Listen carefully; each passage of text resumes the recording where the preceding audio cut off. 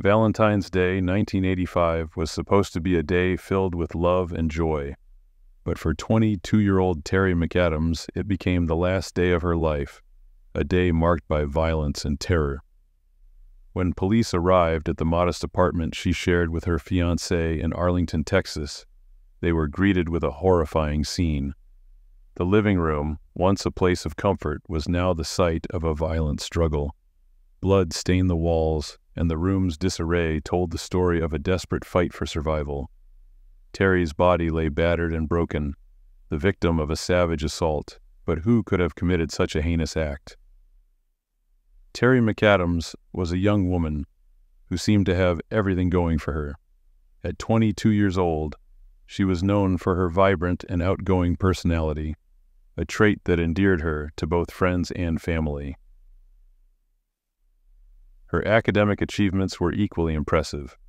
She was a dedicated student at the University of Texas at Arlington, where she had garnered respect from her peers and professors alike. Her future seemed bright, filled with the promise of success and happiness. In addition to her academic pursuits, Terry had recently become engaged, marking the beginning of a new chapter in her life. She and her fiancé were planning their lives together, envisioning a future filled with love, growth, and shared accomplishments. The couple's relationship was described as loving and supportive, with mutual respect and affection that had only deepened over time. They were in the process of making significant plans, possibly discussing everything from wedding details to long-term goals, such as building a family or advancing their careers. On February 14, 1985, Valentine's Day, while many were celebrating love and companionship, Terry found herself alone in the apartment she shared with her fiancé. He was out of town, leaving Terry by herself. It was a day that should have been filled with thoughts of romance and future plans, but instead, it ended in tragedy. The exact events of that evening remain shrouded in mystery, largely because there were no witnesses to the crime. What is known is that at some point during the evening, Terry was attacked in her home. As the investigators arrived at the scene on that fateful Valentine's Day in 1985, they were immediately confronted with a perplexing and deeply disturbing case. They discovered Terry's body in the living room, showing clear signs of a violent struggle. She had been severely beaten, and the autopsy later revealed that she had also been sexually assaulted. The level of violence indicated a personal, almost rage-filled attack, leading investigators to initially suspect someone she knew. The crime scene was meticulously examined, yet it presented a series of challenges that would hinder the investigation for decades. The apartment was a small, modest space, but it was clear that a violent struggle had taken place. Furniture was overturned, and various items were scattered across the room, suggesting that Terry had fought desperately for her life. Blood spatter analysis indicated the ferocity of the attack, with traces found across multiple surfaces. The physical evidence collected included hair fibers, fingerprints, and most crucially, DNA samples. However, in 1985, the forensic technology required to fully analyze and utilize this evidence was still in its infancy. Investigators noted that there were no signs of forced entry, suggesting that Terry might have known her attacker or had willingly let them in. This detail added a layer of mystery. If she knew her killer, then who could it be? And if not, how did they gain entry without drawing attention? The door was also found unlocked, further adding to the mystery. Given the brutal nature of the crime, detectives initially considered the possibility that this was a crime of passion, potentially committed by someone within her social circle. Despite the thorough search for evidence, the investigation hit an immediate roadblock: the lack of solid leads. Interviews with Terry's friends, family, and neighbors yielded no significant suspects. Everyone described Terry as a kind and friendly person with no known enemies. Her fiancé, who was out of town at the time, was quickly ruled out as a suspect after verifying his alibi. The lack of eyewitnesses further complicated the case, as no one had seen or heard anything suspicious on the night of the murder. The forensic evidence collected was valuable, but in 1985, the process of analyzing DNA was not as advanced as it is today. The DNA samples found at the scene, including those indicating sexual assault, were stored and cataloged, but they could not immediately point to a specific individual. Fingerprints found in the apartment were checked against local databases, but no matches were found. Investigators were left with a crime that seemed to have been committed by a ghost, someone who left behind no traceable identity. Several theories emerged as the investigation dragged on. One theory was that the killer might have been a stranger who targeted Terry in a random act of violence. Another theory was that she had been followed home, possibly by someone who had been watching her for some time. However, these theories remained speculative, with no concrete evidence to support them. The investigation team continued to pursue all possible angles. They re-interviewed everyone in Terry's life, scrutinized her activities in the days leading up to her death, and even looked into potential links with other unsolved crimes in the area. Despite their exhaustive efforts, each lead ended in a frustrating dead end. The community, once hopeful for a quick resolution, began to fear that the case might never be solved. As months turned into years, the case of Terry McAdams' murder grew colder. New cases took priority, and without fresh evidence or technological advancements, the investigation was gradually pushed to the back burner. Finally, after decades of frustration and uncertainty, the case of Terry McAdams was finally solved in 2024, nearly 40 years after the tragic event. This breakthrough was made possible when the Arlington Police Department revisited the DNA evidence collected from the scene of Terry's murder in 2021. The DNA profile of the unknown male, which had been stored and re-examined over the years, was uploaded to a public genealogy database. Initially, this did not yield any direct matches, but it provided a crucial lead. A distant relative of the perpetrator was identified.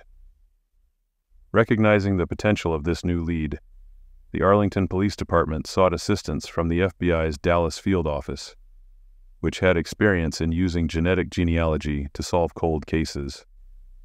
The FBI's team of genealogical experts began the painstaking process of building a family tree from the distant relative identified in the database.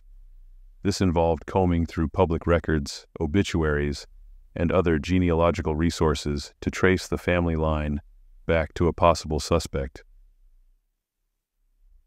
The investigation eventually led them to Bernard Sharp, a man who had not been on law enforcement's radar during the original investigation. Sharp had died in a double murder-suicide. 9 months after McAdams' murder, police say Sharp killed his wife and her friend before he turned the gun on himself, which explained why he had previously escaped detection. Because he had no living descendants to directly match the DNA, investigators turned to Sharp's relatives, seeking a DNA sample to confirm their suspicions. After obtaining the necessary legal permissions, they collected a DNA sample from a relative of Sharp. This sample was sent to the University of North Texas Health Science Center for human identification, where it underwent rigorous testing. The results were definitive. The DNA from the crime scene matched that of Bernard Sharp, confirming him as the man who had brutally murdered Terry McAdams in 1985. This breakthrough brought an end to one of Arlington's most notorious cold cases, providing long-awaited answers to Terry's family and the community. The resolution of Terry McAdams' case was a watershed moment for cold case investigations, particularly in demonstrating the power of genetic genealogy. It underscored the importance of preserving DNA evidence, as advances in forensic science can open doors that once seemed permanently closed. For the McAdams family, the identification of Bernard Sharp brought a bittersweet form of closure. While they now knew who had taken Terry's life, they also faced the reality that Sharp would never face justice for his crime. having died nearly 40 years earlier.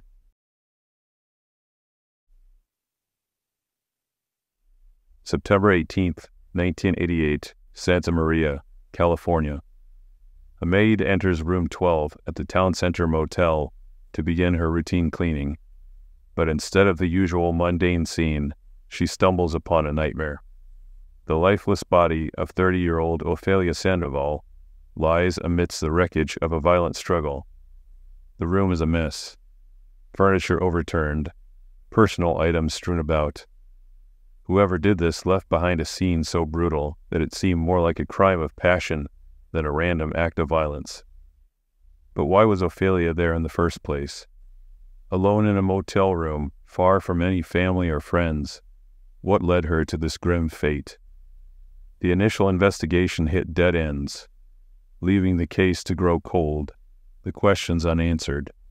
Decades later, a single piece of evidence resurfaces, threatening to turn this cold case red-hot. Could this be the key to finally solving the mystery? Could it point to a suspect hiding in plain sight all these years? Ofelia Sandoval had checked into the motel alone, according to the records. The exact reason for her stay there remains unclear, as does much of the narrative surrounding her final hours. What is known is that she was found brutally murdered in her room. Initial reports describe the scene as violent, indicating that Sandoval had been the victim of a particularly aggressive attack. The nature of her injuries suggested that this was not a random act of violence, but rather one fueled by intense emotion or premeditated intent. Law enforcement officials who arrived at the scene were immediately struck by the brutality of the crime. It was clear that whoever was responsible had a deep-seated rage or a calculated motive for taking Sandoval's life. Despite the severity of the attack, however, there were few clues left behind. While there were clear signs of a violent struggle, the forensic evidence was minimal. The room where Sandoval was found had been disturbed, with furniture overturned and personal belongings scattered, indicating that she had fought fiercely against her attacker. However, no murder weapon was recovered, and no clear fingerprints or DNA samples were left behind that could be immediately linked to a suspect. The initial canvassing of the area yielded little helpful information. Motel staff were interviewed, but none reported hearing or seeing anything unusual on the night of the murder. The transient nature of the motel's clientele also made it difficult to track down potential witnesses. Many of the guests had checked out by the time the body was discovered, leaving the police with no clear leads. Investigators then turned their attention to Ofelia Sandoval's personal life in the hope of uncovering a motive for the crime. Ofelia Sandoval was not well known in the community, which complicated the investigation further. They looked into her relationships, her work history, and any possible connections that could explain why someone would want to harm her. Sandoval was described by those who knew her as a private individual who kept to herself. She had no known enemies and led a life that, on the surface, seemed unremarkable. She had lived in Santa Maria for several years, but had not established deep roots in the community. This lack of a clear motive made it difficult for detectives to develop a suspect profile. They considered the possibility that Sandoval might have been targeted by someone she knew casually, perhaps an acquaintance or a co-worker, but these leads also led to dead ends. Without any significant evidence pointing to a suspect, the investigation began to stall. In the days following the discovery of Sandoval's body, the local media covered the story extensively, hoping to keep the case in the public eye and potentially draw out witnesses or tips. However, as time passed and no new information came to light, the coverage dwindled and the case slipped from the headlines. Sandoval's murder was relegated to the growing list of cold cases in the region, a tragic story that seemed destined to remain unsolved. It wasn't until decades later that a new piece of evidence would finally bring the case back to life, offering a glimmer of hope that justice might finally be served for Ofelia Sandoval. Following that, in 2023, the Santa Maria Police Department decided to take another look at some of its cold cases, including the murder of Ofelia Sandoval. Advances in DNA technology had made it possible to analyze evidence that had been previously considered inconclusive or too degraded to be useful. The department formed a cold case unit, which began meticulously reviewing old files and retesting evidence from unsolved cases. The renewed investigation into Sandoval's murder focused on the limited physical evidence that had been collected at the time.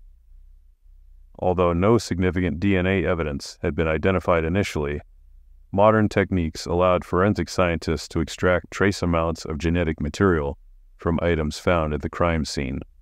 This included re-examining the clothes Sandoval had been wearing, as well as other objects that might have come into contact with her killer.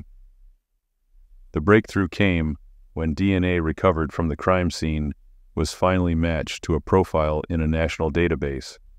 This database, which had been expanded and refined over the years, included DNA profiles from individuals who had been convicted of certain crimes, as well as those who had provided samples in connection with other investigations. The match pointed to Aloysius Winthrop James, a man who had lived in Santa Maria at the time of Sandoval's murder, but had since relocated to Gainesville, Georgia. James, who had a criminal record involving unrelated offenses, had never been on the radar of the original investigators. However, his DNA was in the system due to a more recent conviction, which ultimately connected him to the 1988 murder. James had led a troubled life with a history of run-ins with the law. At the time of Sandoval's murder, he was living in Santa Maria and was known to frequent the area around the town center motel. Despite his criminal background, he had managed to avoid any serious convictions that might have linked him to more violent crimes, and as such, he had never been seriously considered a suspect in the Sandoval case. However, the DNA match changed everything. With this new evidence in hand, the Santa Maria Police Department, in cooperation with the Gainesville Police Department, obtained an arrest warrant for James. The arrest was executed without incident at his home in Gainesville in April 2024, nearly 36 years after the murder. James was taken into custody by a joint task force that included members of the Santa Maria Police Department, the Hall County Sheriff's Office SWAT team, and the FBI. He was booked into the Hall County Jail without bail.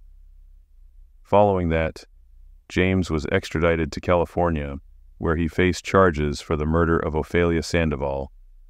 The legal process was closely watched by both the public and the media, as many in the community and beyond were eager to see how the case would unfold after so many years. James was charged with first-degree murder, and the prosecution's case relied heavily on the DNA evidence that had linked him to the crime. In addition to the forensic evidence, the prosecution worked to build a case that included testimonies from individuals who knew James during the late 1980s, as well as experts who could speak to the significance of the DNA match. James maintained his innocence, claiming that the DNA evidence was either contaminated or incorrectly linked to him. His defense team sought to cast doubt on the reliability of the forensic evidence, arguing that the passage of time and potential mishandling of evidence could have led to errors. Despite these efforts, the prosecution remained confident in the strength of their case, bolstered by the scientific advancements that had made the DNA match possible. The trial concluded with a verdict that brought a sense of closure to the Sandoval family and the community of Santa Maria.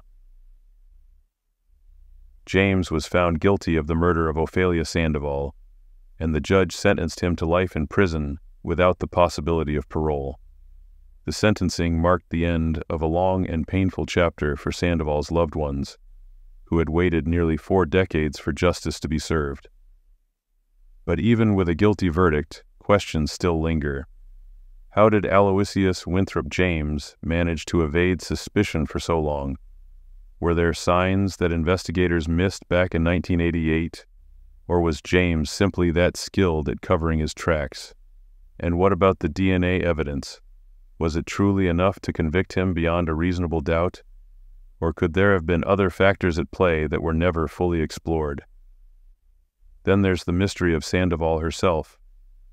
What led her to that motel room on that fateful night? Was she meeting someone? Did she know her killer? These questions remain unanswered, leaving room for speculation and theories that may never be fully resolved. With the case finally closed, we're left to wonder, could there be more to the story? What do you think really happened that night in room 12? Is there more beneath the surface that's yet to be uncovered? Let us know your thoughts and theories, because in cases like this, the truth can often be stranger than fiction.